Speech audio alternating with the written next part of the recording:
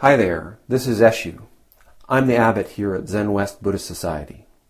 This Living Zen-podcast is just one of the many resources we've created at Zenwest to make Zen practice and training more available and accessible to people all over the world. Instructional videos, printable resources, and much, much more are also available on our website at www.zenwest.ca. If you're a regular listener, I'd love to hear from you. So please drop me an email at office@zenwest.ca and let me know who you are, how you got started, and what brought you to Zen. Everything we make available in person and online at Zenwest is only possible because of the support of our members and associates, people like you. If the efforts of our community are making a difference in your life, I'd like to invite you to show your support and take part in making it happen by becoming an associate or member of the Zenwest Sangha. You can do this by clicking the Join Us tab on our website at www.zenwest.ca. Thank you for your support, and thanks for listening. I'd like to start off by observing that we create this trustworthy, loving vessel together. When we come and practice here, this is not something that someone else does. We very intentionally arrive here to be part of this. Some people come early, it's true, and set up the mats and take away the chairs, get the logistics handled.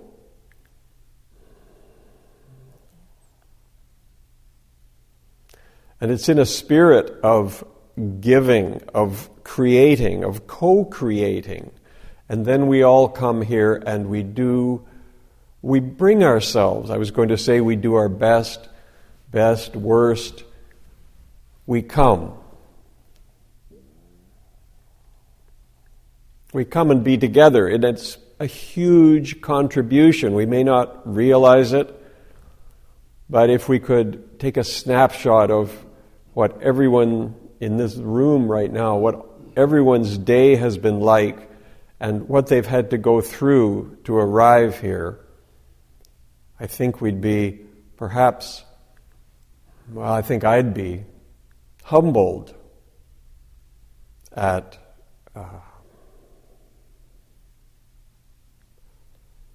how I take it for granted so often.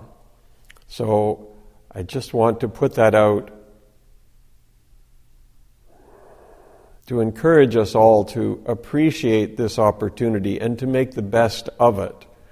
We have a few minutes here once every Tuesday night.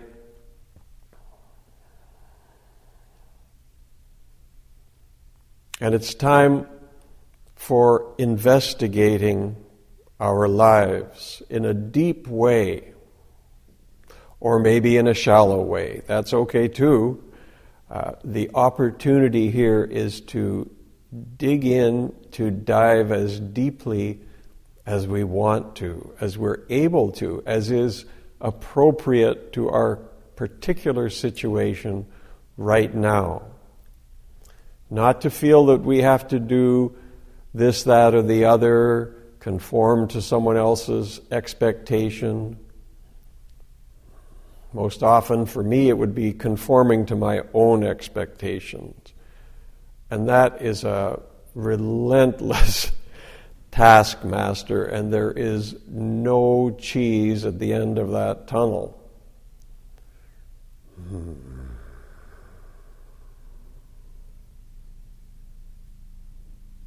So we come here often with an agenda, various agendas maybe, but I think it boils down often to something's not right. It could be better. There's some difficulty I want to resolve, some suffering, maybe a restlessness, a discontent.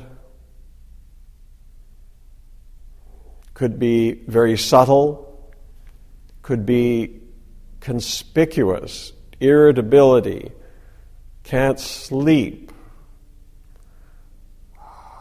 just getting too sharp or impatient with other people and other situations, feeling overwhelmed, whatever it is. And maybe we don't even know what it is, just some sort of, I think there could be more over in this direction.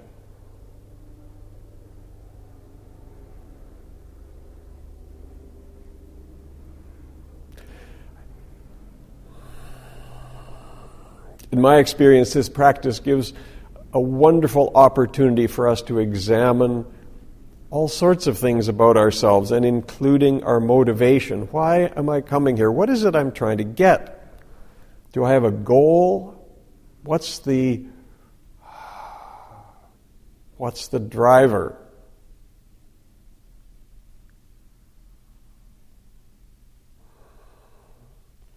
We come here and we're given some instruction how to take up this balanced, upright, rooted posture, and how to engage acceptingly, surrenderingly, you could say, with all that's going around us in the outer world, you could say, the senses, physical senses, and also in our own interior, internal experience.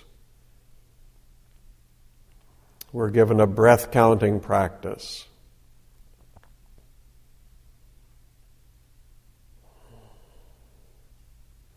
But what does that lead to? Where are we going with this?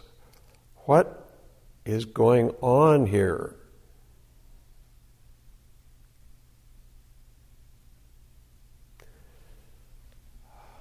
I wish I could tell you. I really do. I've been practicing for a number of years, and lots of other people too. And to give a straightforward answer, it's very difficult. So people beat around the bush. Used to drive me crazy. Still does a little bit. Then I notice I'm doing the same thing. Well, what goes around comes around, I guess.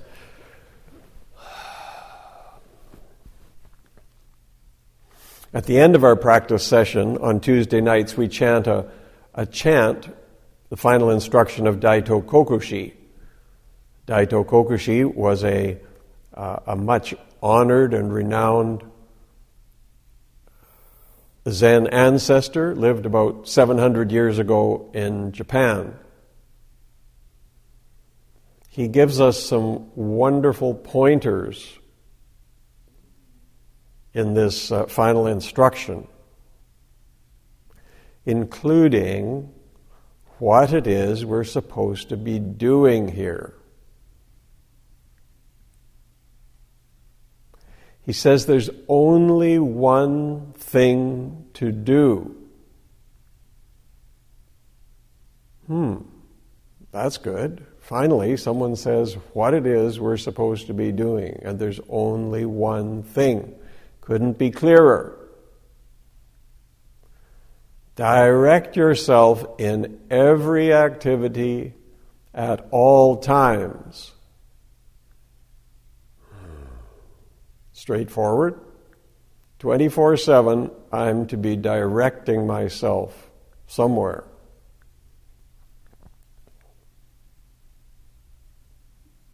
Direct yourself towards that which is beyond knowing. I might have known it would be something like that. When I hear things like this, I've heard all kinds of stuff, right? Lots of talks. People put 5 or 6 words together, and I couldn't remember them to save my life. They just bounce off me. And these words might be similar. If you're having that reaction, that's fine. You may have to hear things over and over and over again. Direct yourself toward that which is beyond knowing. Wow. What is that which is beyond knowing? Is this some place, some state that we can attain, we can achieve? If we just get there, that's what we're aiming at?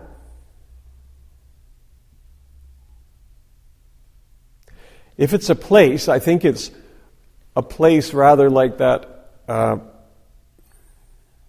common joke about a traveler who is looking for a particular destination. They're lost.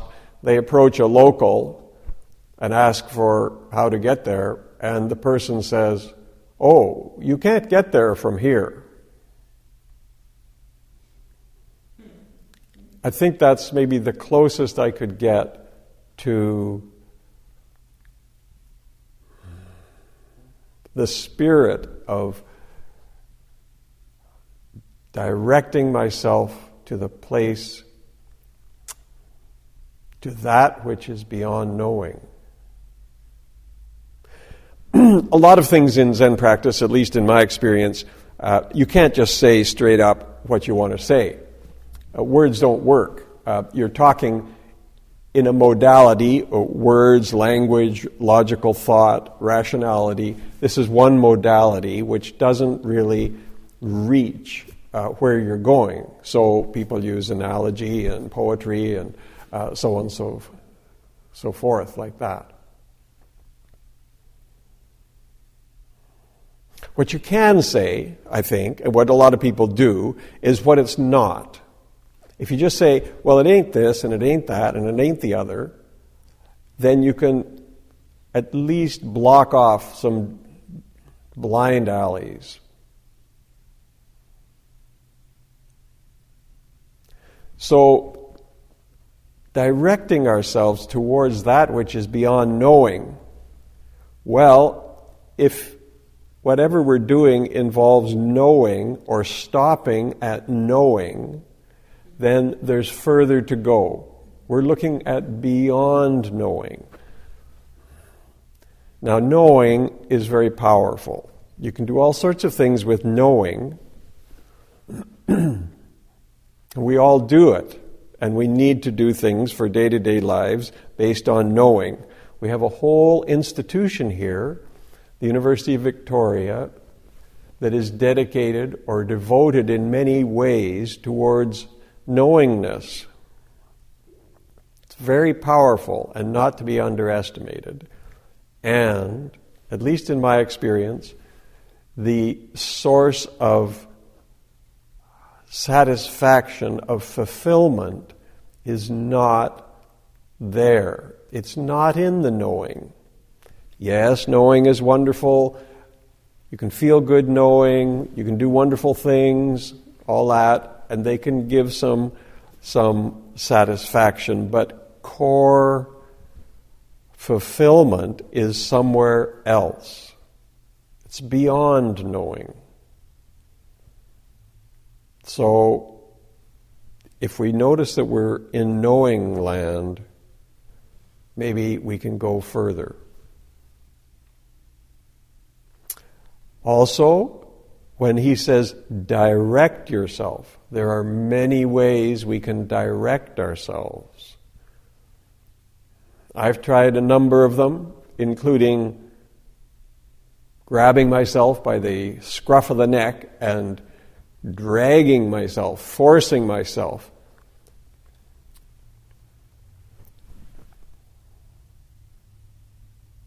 And I've tried more subtle ways, allowing myself, encouraging myself,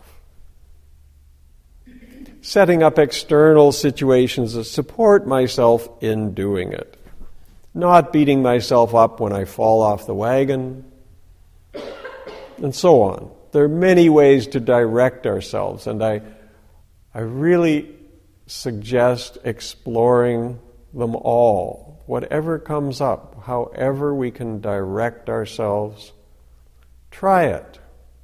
And when we're stuck in a rut,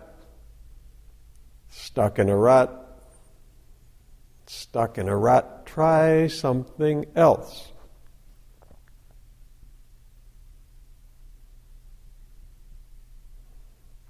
Now, this may seem all very removed from counting inhalations and exhalations from 1 to 10 and then repeating it.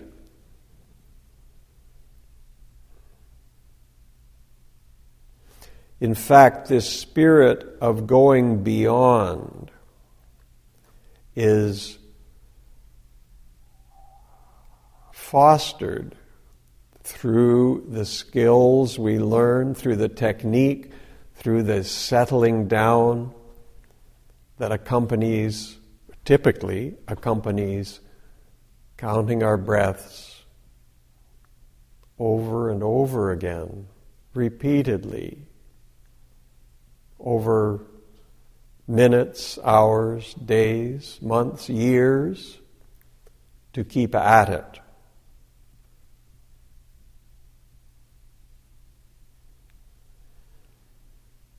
To watch ourselves do this, to develop this awareness, this acceptance,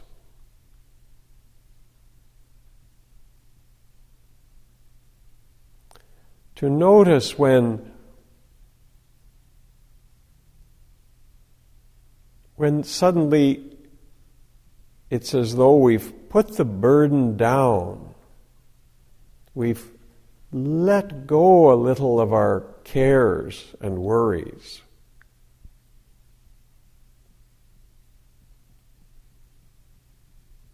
To notice when, no matter what we do, we're still as agitated when we get up as when we sat down, maybe more so. To hold the whole experience as part of our practice. And if possible, to hold it beyond our own practice. This is all of us together doing this. When we hear someone sharing about their practice, that contributes to my practice. They're not so different from me. I'm not so different from them. Maybe I could share my experience. Maybe that would contribute.